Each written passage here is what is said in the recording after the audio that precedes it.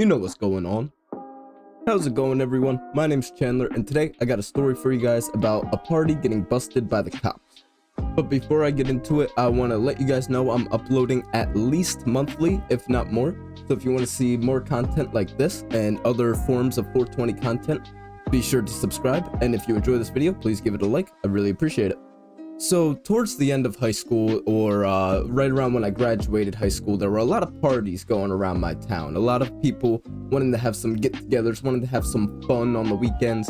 And the main benefit to this is that almost every weekend there was somewhere we could be. Either me or someone else was throwing a party where we can all get together and just have a good time. So it's like the summer of senior year, and one of these classic weekend parties is going on, and it's seeming like a pretty big one. Like people from other schools are going, and people that I haven't seen for a while are going. I'm kind of excited to go to this party. It's finally like one of the big get-togethers. But you kind of know what they all say. The bigger the get together, the more loud it is, the more likely the cops are going to show up. No one says that, but you know, it's fucking true. I mean, it's true. Me and my friend Chubbs was my ride. Me and Chubbs go to this party, and when we pull up, it's literally a full driveway, so the people have to start parking in the front yard. There's no hiding it. If anyone drove by, they would know that a party's going on. But I remember when we got inside, it was actually pretty spacious. He had a big, wide open basement, and his top floor, his like main floor, was also big and wide open, only like 2 or 3 rooms, and each one had a lot of space. So when we got in there, it was actually very comfortable, a perfect place to have a nice get together. One of the really weird things about this party is that I didn't know the host. In fact, not a lot of people did know the host. Apparently he graduated like 3 or 4 years before us or something. And he knew some people were pretty good friends with him. That's how we heard about it. But yeah, the host was kind of a little bit off. What I also remember was literally almost everyone was there. All of my friends and all of their friends were there. Everyone had people to go to. It was a really good crowd, really good party. And the best part is we were full on everything. People bought the brews, people bought the liqueur, people brought the sacred sage. We were stuck to the brim, and we were gonna have a good time right out the night. It was looking a-okay. So like 2 or 3 hours roll by. We're all feeling great. We're all having the party time, listening to music, having good conversations. Got the pong table out, throwing the pong, making the pongers. You know what I'm saying? But after a little bit of time, it feels like the upstairs got a little bit quiet. Things got a little bit suspicious. I don't know how to say it. All of a sudden, like, fate itself had told us. Someone said the cops are here. We don't know who. It literally sounded like it came from the fucking air around us. But we all of a sudden knew the cops were there without them even entering the property, without them even walking in. I don't know how we found out, but somehow we knew. There wasn't really much we can do. I mean, there was only one way out of the house pretty much. But some people were some brave souls. One of my friends, a good friend I knew, before the cops even made it to the door, he was going through one of the basement windows. You know, those small little basement windows, one of those square little windows. He was making his way through that, shimmying his way through, and goddamn, he made it. He made it through, and he was out of there. I mean, we didn't hear from that guy again. They didn't even see him somehow. I literally remember the flashlight going around the room and still seeing his feet like kicking over brooms and posters and shit, getting out of there, but they didn't see him. He got out of there, and good on him. So the cops come in the basement door where most of the people are, and we see the flashlight, 2 cops shining it right over all of us. They got us red-handed, and they just tell us, all right, come outside. All right, bucko, the party's over, time to come out. So we all go outside, and they tell us to get in a single file line, and I see the friend that I came with and a few other people were getting in the single file line, and as the line gets longer, these people over here just go around the corner. Just go around the corner of the house, right out of sight. Cops are looking, they don't even see them. Back and forth. When they go back, I just see that little group and my fucking ride, whoop, and they're out of there. Okay, what am I gonna do now? I mean, I'm here. I'm on the other side of the line. There's no other fucking... I'm stuck, okay? So the cops line us up, as they said they would, and and they start scanning, you know, with the flashlight, back and forth, just start scanning everyone, telling us how bad of kids we are, telling us that, seeing if we're legal age or anything. But me, in my head, I have a big brain play, big brain, Metal Gear Solid play. As he goes this way, I shimmy in the line a little bit this way, and then he comes back, I'm standing still, I'm listening, I'm a good kid. Then he scans this way, so I shimmy a little bit more. Then he scans this way, I'm just listening, you know, just a normal guy at the end of the line. But, before I can shimmy my way all the way to the end and get around that corner, before I can do that, he asks for the host of the party. No one knows where the host of the party is. The host is long gone. He must have vanished into thin air. So the cop sends a group of girls to go search for the host in the house. Don't ask me, I think maybe one of the girls was the host's sister or someone that knew him. For some reason, the cops did pull like a group of the 3 ladies out of the line and be like, okay, go find the host, he must be here somewhere. And god damn it, I mean, they did found him. Now this is all just rumor, might not be true, but I think it is true. Apparently they found him hiding in a closet waiting for everything to die down. I mean, hey man, big brain, play your own game, but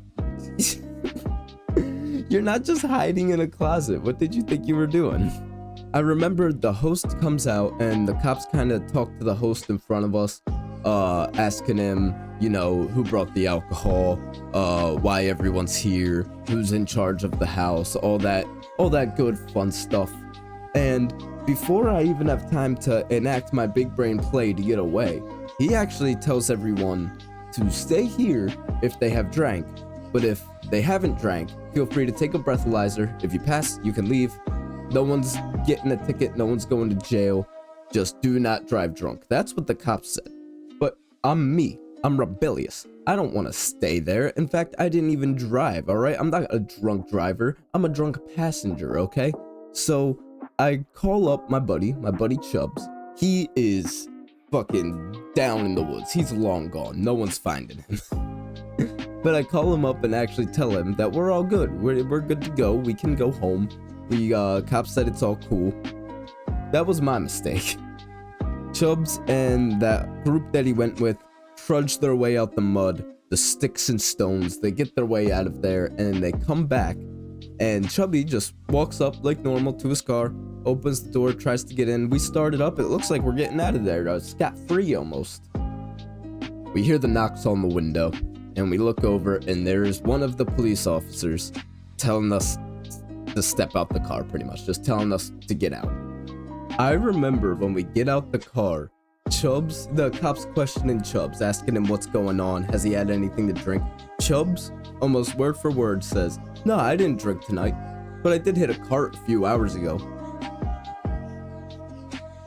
Chubby, you're underage, 1, and Sacred Sage is still illegal.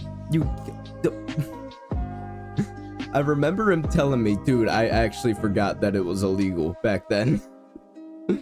We were lucky enough to have the chillest cops, and he was like, nah, like, you can't be doing that. You cannot drive. Please just wait here, and, I guess, sleep here. We'll talk to you in the morning. That's along the lines of what they said. I wasn't in the greatest state of mind.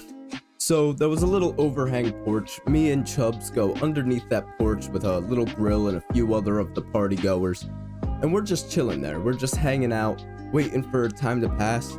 And all of a sudden, we hear speeding car right down the road. Now, we didn't figure this out until after, but it turns out that speeding car was another party goer. It was someone who escaped in their car somehow. And I don't know why they decided to just speed down the road, maybe for a purposeful diversion for everyone else. But the cops, right into their car, started chasing that other car down, like nothing.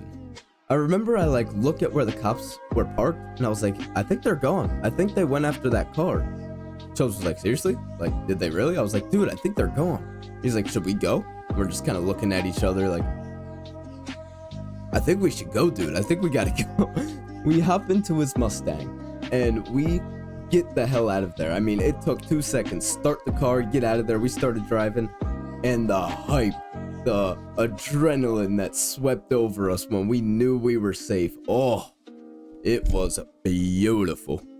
I remember we also found out after that the cops dispatched another patrol to wait outside the party. So when we left, literally like a minute or two after, another police car pulled up and was making sure no one would leave the party. It was such good timing, so coincidental. It was so perfect. It was so beautiful. I loved it. And just to verify, I was hanging out with Chubbs almost the whole night. Chubbs did not drink. We were not driving drunk. Maybe a little bit on that Sacred Sage. I don't remember, but no, we were completely sober, completely safe drive. So the adrenaline that swept over us, that we knew we were safe. We knew everything went our way. Oh, it was beautiful.